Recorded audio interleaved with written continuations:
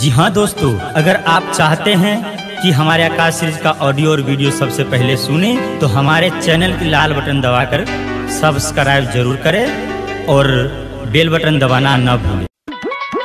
तू लड़की नहीं ऑक्सीजन है, ऑक्सीजन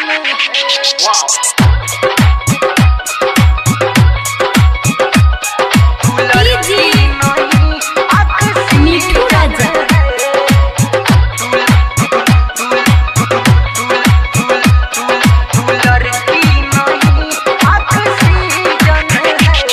तुझे देख के दिल मेरा डोले, तू लगती भटूरे छोले,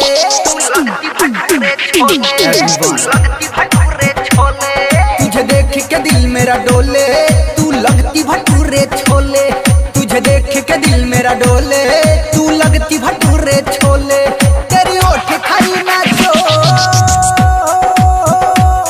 तेरी ओठ खाई ना चोट, तुझे प्यार करने का यही रीजन है। तू लड़की नहीं ऑक्सीजन है, तू लड़की नहीं ऑक्सीजन है। तू लड़की नहीं ऑक्सीजन है, तू लड़की नहीं ऑक्सीजन है। तू लड़की नहीं ऑक्सीजन है। पढ़ती हो कॉलेज में, रखती हो नॉलेज में, कम सीन पूरी तू लगती है 16-17 की एज में। हाय क्या चाल है, हाय क्या बाल है, आगे से तू इंडियन, आगे से तू इंडियन, पीछे से अफ्रीकन है। तू लड़की नहीं ऑक्सीजन है, तू लड़की नहीं ऑक्सीजन है। लड़की नहीं ऑक्सीजन है, तू लड़की नहीं ऑक्सीजन है। तू लड़की नहीं ऑक्सीजन है। मिठू राजा राजा पटसोनी तू लड़की नहीं ऑक्सीजन है।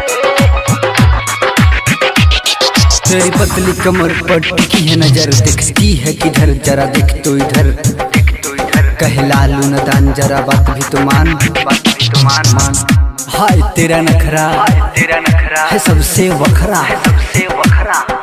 प्यार कर ले वो सोनिए, प्यार कर ले वो सोनिए, प्यार वाला सीजन है।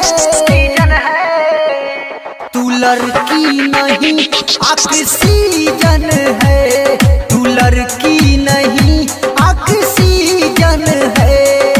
लड़की नहीं ऑक्सीजन है, तू लड़की नहीं ऑक्सीजन है।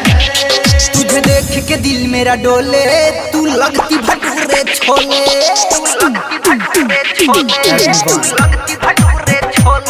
तुझे देख के दिल मेरा डोले, तू लगती भटूरे छोले, तुझे देख के दिल मेरा डोले, तू लगती भटूरे छोले, तेरी ओठ खाई ना चोट, तेरी ओठ खाई ना चोट, तुझे प्यार करने का यही रीजन है। तू लड़की नहीं